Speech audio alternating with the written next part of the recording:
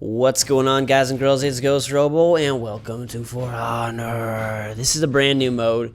This one is called Elimination, and it's very interesting. It's very different from the typical domination mode. We are no longer going for points. We are going for straight-up kills. Now, the goal here is to eliminate your team. It's a best of 5, so the first team to 3 victories win. I am rocking Shigoki again. Big and booming, as he looks to beat down the squad on the other side. 4 on 4 still, this time with quite a bit of chaos, because it's all about who can kill who first. So the way that this plays out is very different than domination. You know, domination is about control and about, you know, sort of teamwork in a different sense. This is totally about teamwork as well. There's boosts scattered around the arena that will give you, you know, benefits to your attack, to your defense, I believe to your speed as well. But here, like, teaming up on people is more critical than ever, and not getting teamed up on is more critical than ever, because while you can be revived if you're down, an execution will finish you off. And I found the most frustrating strategy to fight against was when a bunch of them would group together and go against one of us. Now, you start off facing head-to-head with one of your opponents, so you can begin the match with a direct duel. And that is my desire at the beginning of every round, but it never ends up happening that way. They end up running away and looking to team up. And, you know, I can't wait till the full game comes out so I can try out some strategies. Or maybe you guys can only think of some of how to combat when the team runs as one hive mind. Because a lot of times this Orange Squad, they were moving as a group of 5. And it's very hard unless you're going to move it as a group of 5 to fight off 5, because they would always have more. Now I'm getting some revives here.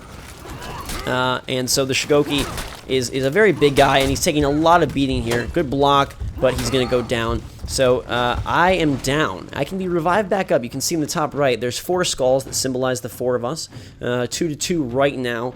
And so the 2 of them are going to probably try to recruit and revive one more of their kin before coming back at us. And it looks like I have been revived as well. So now we're back 3-3, back actually 4-2 now, interestingly enough. And you can keep doing this forever. You can keep reviving, and keep lowering and keep raising, but eventually something is going to give. And executions will do that, as well as just an aggressive mindset. And I think an aggressive mindset is really necessary for elimination. I had more of a defensive mindset going into this mode, and it ended up not working out so well. You really want to be aggressive to try and take out these guys. When you have an advantage, you need to press it. And I think your team composition really needs to match with that strategy. And maybe there is a way to create a defensive team that can really fight off some of these barrages that I've described, but from everything I've seen, you really need an aggressive team that is able to capitalize on any sort of advantage you may get, as well as escape out of and regroup with a team if you face disadvantage. Now, the heavier characters like Shigoki, not very good at escaping and regrouping, so he was probably a poor choice. I, again, don't have an answer for when the orange team decides that they're going to all group together and come after us one by one unless we group, and then it becomes a 4-on-4 just clash of the titans. I may have said 5 at one point, but it's always 4. It's 4-on-4, and that's how it always will be. We get the first win there, though. The orange team has not figured out their amoeba strategy yet. And see, we start with a guy right there, and I want to fight him. He's like, goodbye. I'm like, yo, Gaston, come on. I'm the beast. Let's battle. And he's like, nope, I'm off for Bell. I'm like, okay, I'll chase you, but I can't chase him very well because I'm fat. But he's going to pick up a power-up. And now I have a choice. I can't engage with him because he slowed down for a second, but now he's got a boost.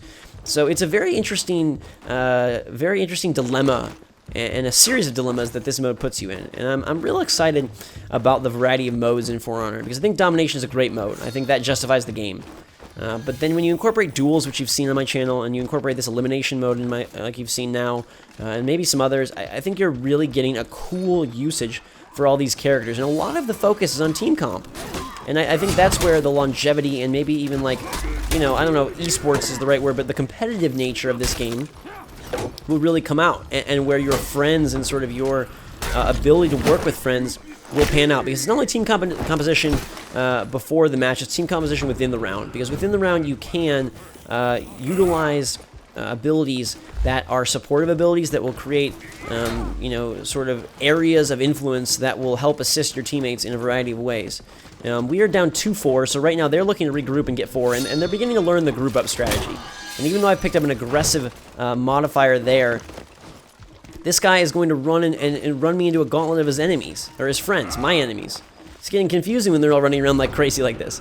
So I'm going to pick up my friend, and they're looking to regroup. And this happens often. You get in these regroup scenarios where everyone's regrouping and ends up becoming 4-on-4 again. And that's kind of like the fun of this. It has a similar ebb and flow, actually, of domination. I just realized that. You know, when you get 1,000 points in domination, and it's still possible for the other team to have a resurgence and clear that threshold and get back their tickets, that's sort of how this is. Even if you're at your last dying, you know, guy, 1 to 4, it's possible via revives to reset the playing field, and that's very interesting, and it must be an overall design philosophy that they want to incorporate. So now they're down 2, and we were not aggressive enough, but it looks like we stopped that guy from reviving any of his friends, so it's still 2-2. You cannot let them go revive. The hard part is, if you have a slower character chasing after someone looking to get a revive, especially if they have some sort of ability that assists them in quicker revives, you're in trouble. So I think strategy and map knowledge is going to become very critical here. Knowing where the choke points are, knowing how you can block them off, and knowing how,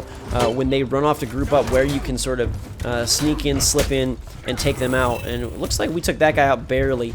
I nearly bit the dust, but my friend here, a beefy Viking, helped me out, and I'm grabbing a little bit more goodies to stay alive. We've got 4 healthy, they've got 2, and again, we took one down. It should be only 1 left, but they revived another, so it is very much a cat and mouse here.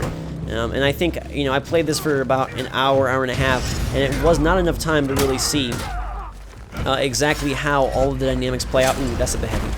Boom, baby. Shigoki has blood on his tusks, and he is ready to tussle into round 3. I want to fight this guy right off the bat, but I'm excited to see how strategies develop, what kind of team comp you can do, and how you can combat the amoeba strategy that eventually this orange team placed against us. Because that was really annoying, and I hope that doesn't become the only strategy. I'm sure there'll be more.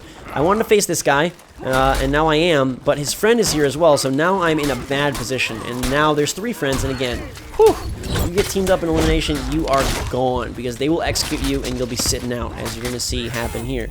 Now, you can't observe your teammates and try to assist, at least in terms of where everyone is, or maybe some map control. And I think as you learn the different pathways and the placements of the power-ups and the choke points, you will be able to be a valuable asset even if you're dead. Luckily, we were able to take out 2 of them with a smaller army, which is great skill play by the blue guys. We got a team double kill there. And when you have these big battles of 4-on-4, it's interesting how anything can sort of happen.